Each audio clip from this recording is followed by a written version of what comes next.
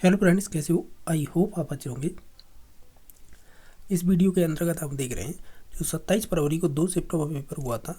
तो सेकंड वाली शिफ्ट थी ना, शाम वाली। तो वो सेकंड शिफ्ट थी, उसमें साइकोलॉजी के 30 क्वेश्चन पूछे गए थे। वही देख रहे हैं इस वीडियो के अंतर्गत, जिसमें आपकी 2 सब्जेक्टें चलती हैं जो लेवल 2 में, एक तो साइंस मैथ, एक SST। तो उन्हीं में पूछे हुए क्वेश्चन है। अब देखते चलिएगा इनके संभावित आंसर क्या हो सकते हैं। देखिएगा, क्वेश्चन रैंडमली दे रखे। रैंडमली मीन्स ये है कि आपके में तो कोई सीरीज मिली होगी, उसी क्रमांक में क्वेश्चन होंगे, लेकिन ये है रैंडमली। आप तो करेक्ट कर पाना कि इस प्रकार का क्वेश्चन पूछा गया था, क्या हम इस प्रकार का ऑप्शन करके आए हैं या नहीं आए। तो उसी से आधार लग जाता है कि सही है या गलत है आपका क्वेश्चन। देखिएगा, एक क्वेश्चन ये पूछा गया था क्या कि संकल्पना मानचित्र, जिसे इंग्लिश में कहते हैं कॉन्सेप्ट मैप, में शिक्षक किस प्रकार मदद करता है। तो जिन्होंने भी ये वाला ऑप्शन किया ना कि जैसे कि सहसंबंध बनाकर, तो ये वाला ऑप्शन जो भी करके आया है उनका राइट आंसर हो जाएगा। सेकंड नंबर क्वेश्चन देखना कि स्केप होल्डिंग, ये तो रीट में इससे पहले भी पूछा गया है बहुत बार। तो ये अस्थायी मदद होती है एक तरह से, यानी टेम्परली हेल्प दी जाती है ना, उसे बोलते हैं स्केप होल्डिंग। ठीक है, तो इस प्रकार इसका जो भी अस्थायी मदद करके आए हैं तो निश्चित तौर से उनका ये क्वेश्चन का राइट आंसर हो जाएगा। इसके अलावा नेक्स्ट देखिएगा, एक ये क्वेश्चन था कि निम्न में से प्रक्षेपी विधि नहीं है, यानी जो प्रोजेक्ट में सही है, एक तो होती है प्रक्षेपी, एक होती है अप्रक्षेपी। तो प्रक्षेपी विधि नहीं है वो बताना है। तो देखिएगा, इसमें से देखिएगा जैसे कि शब्द साचार WAT बोलते हैं, ये तो होती है। रोर्सा परीक्षण, ये सही है, हरमन रोर्सा परीक्षण वो देते हैं, जैसे IBT इंक ब्लॉक टेस्ट। तो ये भी सही है क्योंकि ये प्रक्षेपी में आती है। एक ये थी कि वाक्य पूर्ति परीक्षण, जैसे सेंटेंस कंप्लीट टेस्ट बोलते हैं, तो ये भी प्रक्षेपी में आती है। लेकिन जो ये है ना 16 PF परीक्षण, ये आपके व्यक्तित्व चैप्टर से संबंधित है, न कि आपकी प्रक्षेपी विधियों से। तो 16 PF परीक्षण है, ये कैटल ने दिया था, तो ये अलग चीज़ है, कारक संबंधित होती है। 16 कारक कह सकते हैं प्रश्नावली परीक्षण था, ये कैटल से संबंधित था। तो इसमें से जो भी 16 PF करके आए हैं वो निश्चित तौर से सही हो जाएगा। एक क्वेश्चन नंबर ये भी पूछा था गया, कौन सा 4 नंबर देखिएगा। हालांकि देखा जाए ना, ये वाला क्वेश्चन है ना, इसका राइट आंसर क्या होगा ये वाला। तो ये किससे संबंधित है? कैटल। अब कैटल का शिष्य कौन रहा था? ऑलपोर्ट। तो ये डेफिनेशन ऑलपोर्ट की है, यानी ऑलपोर्ट से ही संबंधित क्वेश्चन पूछा है। देखिए कैसे, वे सील कह सकते हैं, वे सील जो व्यक्ति की दिन प्रतिदिन की क्रियाओं में व्यक्त नहीं होते हैं परंतु व्यक्ति में अंतर्निहित होते हैं, तो उन्हें बोलते हैं मूल सील गुण। क्या बोलते हैं उन्हें? मूल सील गुण बोलते हैं। तो ये ऑलपोर्ट के द्वारा बताए गए थे। उन्होंने प्रकार भी बताए थे। इन्हें करीबन, अगर आपने थ्योरी पढ़ी होगी तो आप भी जानते होंगे, करीबन 20,000 के करीब थे, 18,000 कुछ 900 कुछ थे। इन्हें कम करते करते कैटल कितने पे ले आया था? 16 PF पे ले आया था। तो ये दोनों ही क्वेश्चन संबंधित है आपस में। ठीक है, तो इसका राइट आंसर 4 हो जाएगा। नेक्स्ट देखिएगा कि एक है ये 5 नंबर क्वेश्चन, RT एक्ट जो 2009 में जो धारा 29 है ना, वो किससे संबंधित है? सिंपल ही क्वेश्चन था कि जो भी आपकी जो करिकुलम होता है ना, पाठ्यक्रम, यहाँ पर सिलेबस मत मान लेना क्योंकि क्वेश्चन गलत हो जाएगा। इस प्रकार के क्वेश्चन ऑलरेडी पूछे जा चुके हैं। जो भी करिकुलम करके आए ना, उनका सही राइट आंसर हो जाएगा इसका। ठीक है, यानी प्रारंभिक शिक्षा का जो भी पाठ्यक्रम करके आए हैं वो सही हो जाएगा। नेक्स्ट देखिएगा, क्वेश्चन नंबर 16 ये भी पूछा था। क्या पूछा था? एक बच्चा अपने पापा के जैसे व्यक्ति को देखकर पापा कहता है। तो ये आत्मीकरण का एक एग्जाम्पल हो जाएगा, क्योंकि जीन पे आज आपने पढ़ा होगा। तो जीन पे आ लीजिए कि कह सकते हैं अनुकूलन की 2 अवस्था होती है। एक तो एसिमिलेशन, ये वाली है, जिसे आत्मीकरण कहते हैं। एक होती है एकोमोडेशन। तो जो एसिमिलेशन होती है ना, ये इसकी विशेषता होती है कि मतलब एक जैसी चीज़ों को देखेगा तो उसको नाम से पुकारने लग जाए, तो निश्चित तौर से हम एसिमिलेशन के अंडर पर रखते हैं उस बात को। यह एग्जाम्पल हो।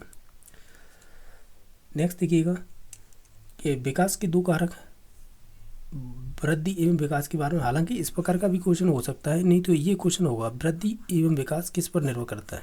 मोस्टली तो इसी प्रकार के क्वेश्चन पूछे जाते हैं। तो देखिएगा उसमें ऑप्शन दे रखे थे, जैसे परिपक्वता व अधिगम्य ने तो इसमें इंटू लगा दिया है, हालांकि इंटू नहीं बता रहे थे, ये कह रहे थे वह था। ठीक है, जैसे एक दे रखा था वातावरण अधिगम, तीसरा ऑप्शन दे रखा था अधिगम व शिक्षण।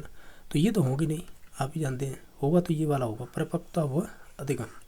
ठीक है, तो यही होते हैं वृद्धि एवं विकास के जो विकास है किस पर निर्भर करेगा, तो इस पर निर्भर करेगा।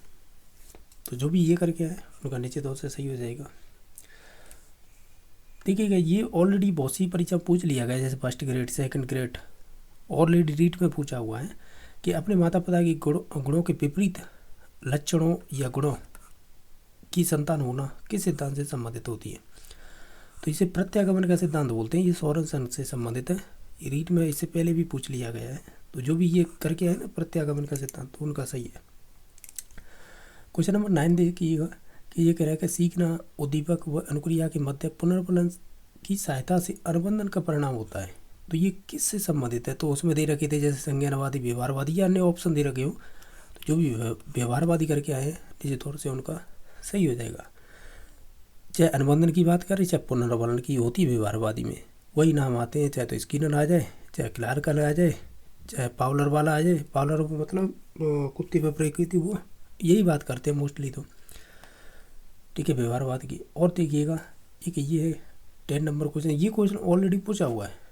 जैसे अगर आपने ज़्यादा नहीं तो अगर यार फर्स्ट ग्रेड के तो किए होंगे आपने टेस्ट, नहीं दिए है तो चलो कोई बात नहीं, सेकंड ग्रेड के भी नहीं किए होंगे तो कलाम की तो किए होंगे टेस्ट, जो माइनर मेजर, उसमें ये क्वेश्चन था ऑलरेडी। कहती कि इसमें ये पूछा था कि रोजर जो रचनावादी अधिगम 5E मॉडल संबंधित है, इसी प्रकार का कुछ क्वेश्चन था। वो किससे संबंधित है इस प्रकार का, तो जो रोजर 5E से संबंधित हो जाएगा। ठीक है, तो ये जो भी किया है जिन्होंने भी वो सही था। एक डेफिनेशन पूछी गई थी, जैसे बुद्धि एक सार्वजनिक क्षमता है और जिनके सारे व्यक्ति के उद्देश्यपूर्ण क्रिया करता है। तो वो ये स्टेटमेंट किससे संबंधित है, तो बैचलर का था। इसके अलावा अब आसान क्वेश्चन और भी होते गए यहाँ से आगे देखिएगा। जैसे गिलफोर्ड का त्रिआयामी सिद्धांत में जो घटक होते हैं ना त्रि, उनमें से कौन सा नहीं है ये बताइएगा। देखो संक्रिया तो होती है, विषय वस्तु भी होती है, परिणाम भी होता है। जो आंसर हो जाएगा ना वो हो जाएगा 4 नंबर ऑप्शन। देखिएगा ये संरचना भी हो सकता है, इसकी जगह और भी कोई ऑप्शन हो सकता है, लेकिन हम ये जानते हैं ये तीनों पॉइंट तो घटक माने जाते हैं। जैसे हम OCP बोल देते हैं या ऐसे ही कॉप बोल देते हैं शॉर्ट में याद करने के लिए। ये तो जानते होंगे कि C का मतलब कंटेंट होता है, जो विषय वस्तु बोलते हैं। O का मतलब ऑपरेशनल होता है, जैसे बोलते हैं संक्रिया। P का मतलब प्रोडक्ट होता है, जिसे परिणाम बोलते हैं। ये 3 घटक होते हैं, ये वाला नहीं था, तो यही राइट आंसर हो जाएगा। एक ये भी था, हार्वर्ड गार्डन से पूछा था, जो स्थानिक बुद्धि जिसे आप बोलते हैं स्पाइशियल इंटेलिजेंस, ये किससे संबंधित है। उसमें 4 ऑप्शन दे रखे थे, और जिसमें ये ऑप्शन थे ना, जैसे शिल्पकार और कह सकते हैं मूर्तिकार और सर्वेक्षक, एक और ऑप्शन था। इन चारों वाला जो भी कथन था या कह सकते हैं ऑप्शन था, वो वाला राइट आंसर हो जाएगा। क्वेश्चन नंबर नेक्स्ट देखिएगा, जो आपका 14 नंबर है। इसमें पूछा गया था क्रियात्मक अनुसंधान से संबंधित है। इस प्रकार का जो क्वेश्चन था ना, तो उसमें अगर इस प्रकार का ऑप्शन दे रखा था ना कि जो अनुसंधान की रूपरेखा में परिवर्तन, ये वाला स्टेटमेंट बिल्कुल सही हो जाएगा, क्योंकि 4 ऑप्शन आए थे। आपको खुद से ये डिसाइड करना होगा। हमने यही ऑप्शन किया गया था। हो सकता है मेरे पूरी भी लैंग्वेज नहीं लिखी है ऑप्शन की, लेकिन इस प्रकार का करके आए तो निश्चित तौर से आपने सही किया।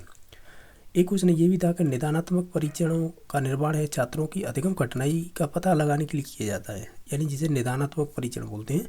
तो ये क्रो एंड क्रो की डेफिनेशन थी। तो जो भी करके आए उनका ये सही था। एक ये था कि सृजनात्मक चिंतन में समस्या का समाधान, ये वाला पूरा था।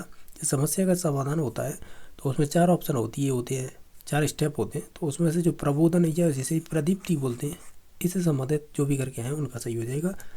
एक ये वाला क्वेश्चन था कि विकलांगता एक्ट था ना 2016 वाला, उसके तहत कितने रोगों को माना गया है या जाना जाता है या ऐड किए गए थे, तो वो टोटल 21 हो गए थे। ठीक है, नेक्स्ट देखिएगा। एक क्वेश्चन ये था, बालक की भाषा विकास में नकारात्मक है, यानी उसमें 4 ऑप्शन दे रखे थे। उसमें ये था ना अकेलापन मीन्स ये था कि जैसे माता पिता में अनबन होना या एकल होना, यानी डिवोर्स वगैरह होना, तो उस प्रकार का अकेलापन हो जाएगा। तो निश्चित तौर से बालक की भाषा का विकास नहीं हो पाता है। तो इस प्रकार का सेंस निकाल के इसका कर सकते थे। तो जिन्होंने भी ये किया ना, माता पिता एकल या अकेलापन, इस प्रकार का एक कह सकते हैं ऑप्शन था, वही राइट आंसर हो जाएगा। अब क्वेश्चन नंबर देखिएगा नेक्स्ट, जो है 19 नंबर। एक ये पूछा था यूरेका का अर्थ क्या होता है, तो उसका मतलब होता है समस्या का समाधान करना। आपने ह्यूरिस्टिक विधि पढ़ी होगी ना, उसी में आते हैं ये सभी। ह्यूरिस्टिक विधि बोलते हैं, जैसे अनुसंधान विधि। ठीक है, तो ये उसी से संबंधित था शब्द। यूरिका मतलब समस्या समाधान करना।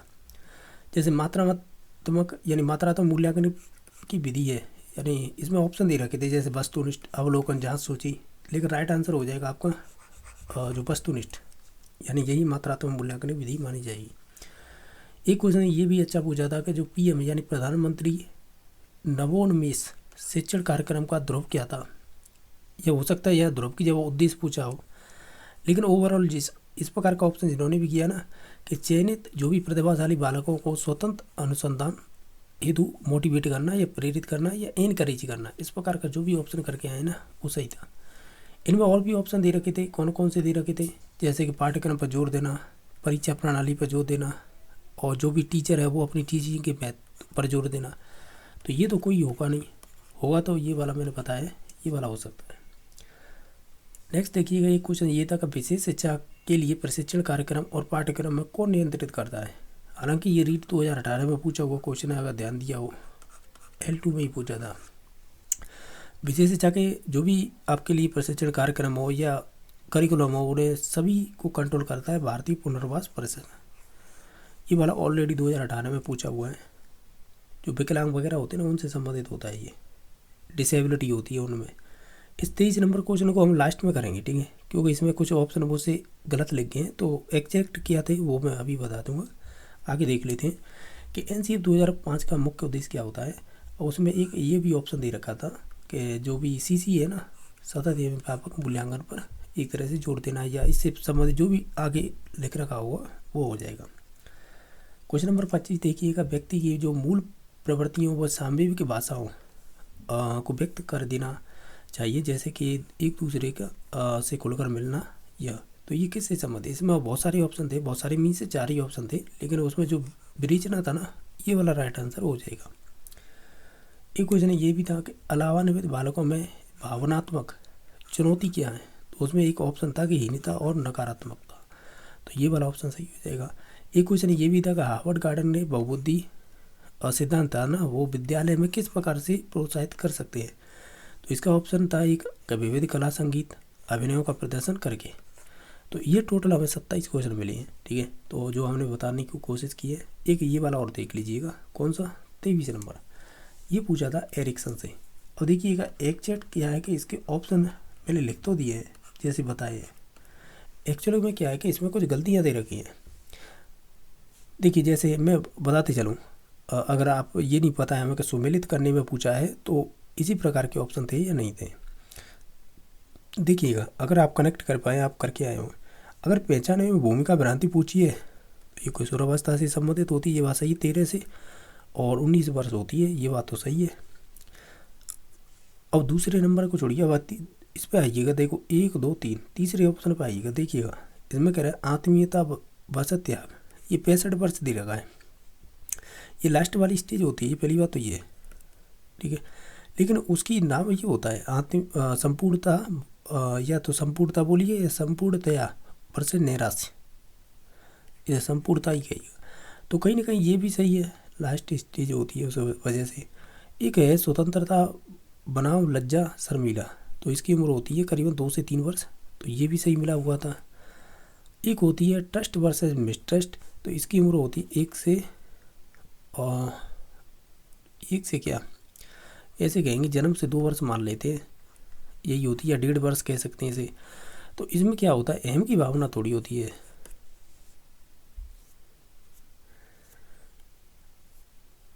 और ये क्वेश्चन इस वजह से गलत हो रहा है, ठीक है।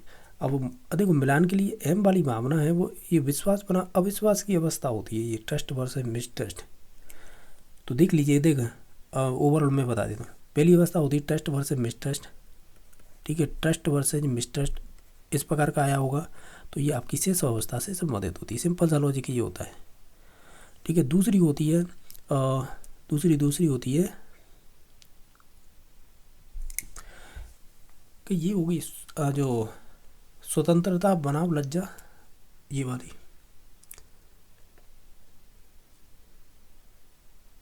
सही है, स्वतंत्रता बनाम ये वाली ये है ना, ये तो हो जाएगी 1 से 1.5 वर्ष या 2 वर्ष मान सकते हैं, ये 2 से 3 वर्ष हो जाएगी ये वाली अवस्था। ठीक है। और इसके अलावा तीसरे नंबर पे आती है, देखो ये हो गई 1 नंबर, ये हो गई 2 नंबर, 3 नंबर पे आती है आपकी जैसे बोलते हैं इनिशिएटिव, इनिशिएट अरे यार स्पेलिंग क्यों गलत हो रही है हमसे, इसे बोलेंगे इनिशिएटिव वर्सेज ये होती है गिल्टी या गिल्ट बोल सकते हैं, GUILT। तो इसे हिंदी में कहते हैं पहल बनाम दोषिता, पहल बनाम दोषिता। ये 3 ऑप्शन हो सकते हैं, इसके अलावा चौथा कोई अन्य होगा अगर पूछा होगा। एक तो ये वाले बता रहे हैं और ये गई, इस वजह से कन्फ्यूजन हो रहा है कि कौन सा सही होगा। हालांकि देखा जाए जब हम पे बता नहीं रहा था, इसमें से अगर ये ऑप्शन होंगे ये वाले तब तो इसका आंसर ये हो सकता है। अगर तीनों ऑप्शन ये दे रखे हैं तो ये तो सही मिलान थे जो मैं बता रहा हूँ ये, और ये वाला, तो नीचे तौर से कोई और ऑप्शन ऐसा होगा जो अन्य होगा। बाकी मैंने सभी बताने की कोशिश की है, छोड़ दीजिएगा इस क्वेश्चन को। 15 तारीख को आपकी आंसर की आ जाएगी, पेपर भी आ जाएगा, फिर आराम से मिला लेना इस क्वेश्चन को कौन कौन से ऑप्शन थे। ठीक है, जैसे बताया मैंने आपको बता दिए। बाकी वीडियो देखने के लिए धन्यवाद।